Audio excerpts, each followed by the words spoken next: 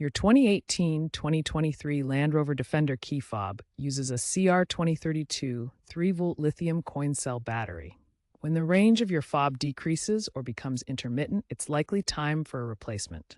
This battery typically lasts 1 to 2 years. You'll need a small flathead screwdriver or plastic pry tool. Ensure you are working in a static-free environment. Use a fresh CR2032 battery from a reputable brand. Note the battery orientation, positive side up. Carefully pry open the fob at the seam near the keyring. Apply even pressure to prevent cracking. Remove the old battery, noting the orientation with positive side up. Clean the contacts if needed with isopropyl alcohol, then insert the new CR2032 battery with the positive side up. Snap the fob back together securely. Test the functionality to ensure it works, such as locking and unlocking the vehicle. Dispose of the old battery responsibly by recycling it.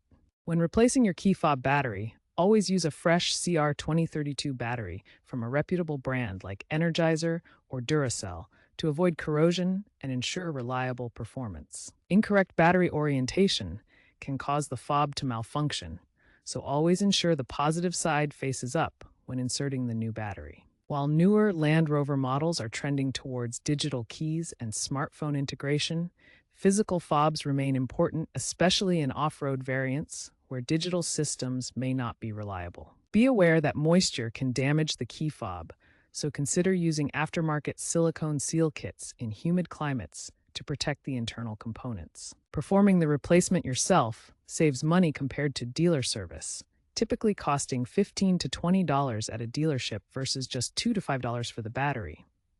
Check your key fob battery annually to prevent issues with a dead fob, especially in emergency situations. In the future, expect key fob designs that are more user-friendly, potentially eliminating the need for tools during battery replacement.